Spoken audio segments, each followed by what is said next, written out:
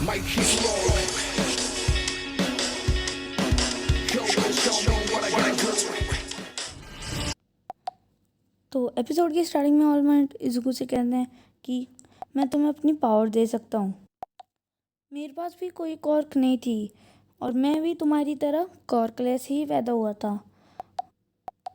और वो बताते हैं कि उन्हें ये पावर किसी ने बहुत सालों पहले दी थी और उनकी कॉर्क का नाम है वन फॉर ऑल। और ये कॉर्क एक यूज़र से दूसरे यूज़र में पास ऑन होती रहती है। और मेरी कॉर्क जैसे जैसे दूसरे यूज़र को पास ऑन होती रहती है वैसे ही वो और भी ज़्यादा पावरफुल होती जाती है। और फिर ऑल माइट इज़ुको को बताते हैं कि वो बहुत पहले से कोई ऐसा बंदा ढूंढ रहे थे जिसे कि वो अपनी ये कॉर्क ट्रांसफ़र कर सकें।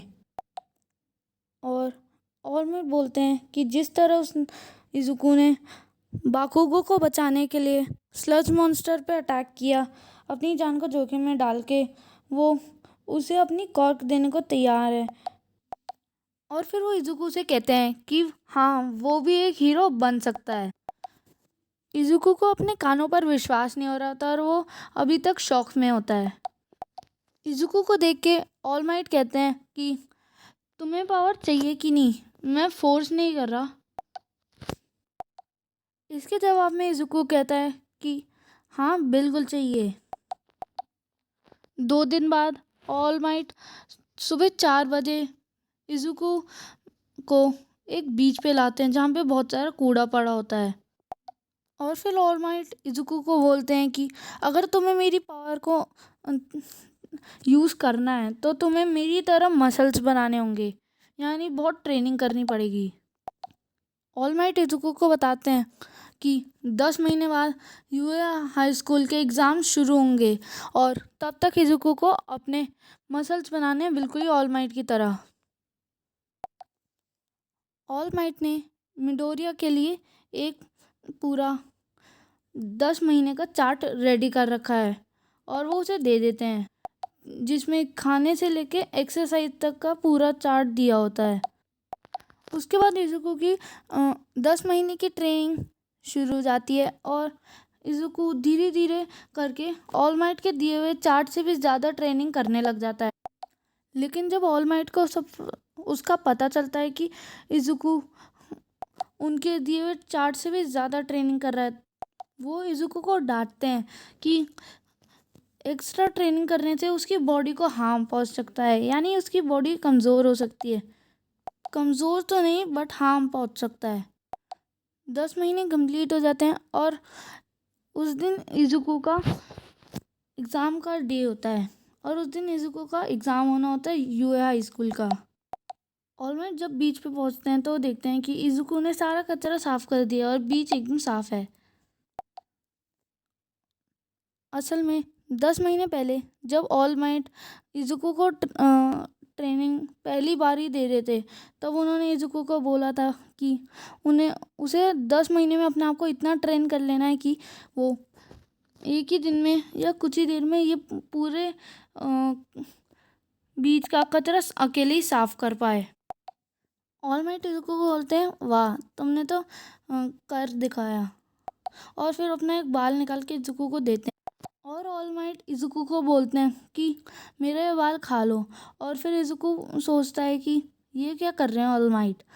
और फिर ऑल माइट बताते हैं कि अगर इज़ुको को ऑल माइट की कॉर्क यानी वन फॉर ऑल को इनर्ट करना है तो उसे ऑल माइट का एक डीएनए सैंपल अपनी बॉडी के अंदर डालना होगा, यानी कैसे भी करके उसे डाइजेस्ट करना होगा।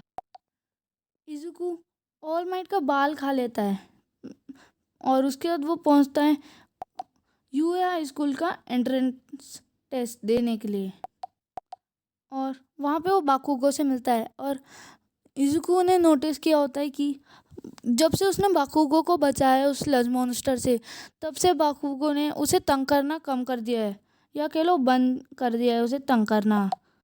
उसके बाद इज़ुको एक आगे चलता है और ज़मीन में गिरने वाला होता है, तभी एक लड़की अपनी कॉर्क से इज़ुको को बचा लेती है और उस लड़की का नाम होता है उचाको उराराका।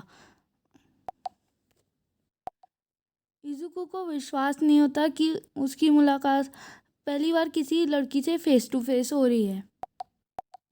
प्रेजेंट माइक, जो कि उनकी क्लास का भी के लिए टीचर है, वो सबको रूल्स एक्सप्लेन कर रहा होता है टेस्ट के।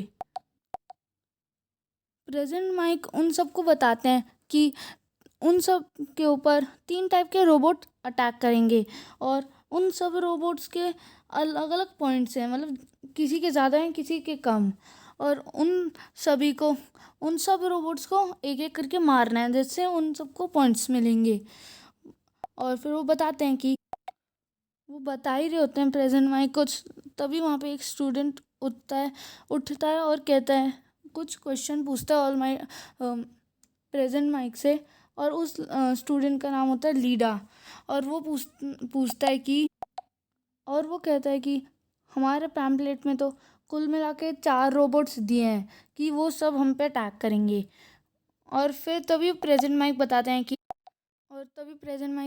कि वहाँ पे मतलब जो 4 रोबोट्स हैं उनमें से जो चौथा रोबोट है वो उन पर अटैक करेगा, बट उसको मारने का कोई भी पॉइंट नहीं है, मतलब उसे मारा तो आपका टाइम वेस्ट होगा। और बाकी 3 में से किसी भी एक को अगर आप मारोगे, या उन तीनों बाकी के तीनों को मारने पे पॉइंट्स मिलेंगे और चौथे वाले को मारने पे नहीं मिलेंगे। उसके बाद सभी स्टूडेंट्स ट्रेनिंग सेंटर पहुंचते हैं और एग्ज़ाम शुरू ही होने वाला है। इज़ुको मन में सोचता है कि क्या वो एग्ज़ाम पूरा कर भी पाएगा, और क्या वो अपनी 10 महीने की ट्रेनिंग से इस एग्ज़ाम में अच्छे स्कोर कर पाएगा। और इसी के साथ ये एपिसोड होता था एंड। तो गाइस, जिन्हें भी ये एपिसोड अच्छा लगा होगा प्लीज़ सब्सक्राइब करना, लाइक करना, और अगर चैनल पे नए हो तो सब्सक्राइब मतलब कर देना। और मिलते हैं अगली वीडियो में, तब तक के लिए बाय बाय। बट मैं अभी एक इसका 4th एपिसोड बनाने जा रहा हूँ, तो मैं ना ये दोनों एपिसोड एक ही साथ अपलोड करने वाला हूँ, मतलब एक ही साथ से, मतलब पहले ये किया उसके बाद ही एकदम से वो करूँगा, तो तुम इसके बाद सीधा वो वाला देख सकते हो। तो मैं सोच रहा हूँ अगर मेरे पास टाइम हुआ तो मैं 5th एपिसोड भी कर ही डालूँगा, या फिर कोई और एपिसोड करूँगा किसी और एनिमे का। तब तक के लिए बाय बाय।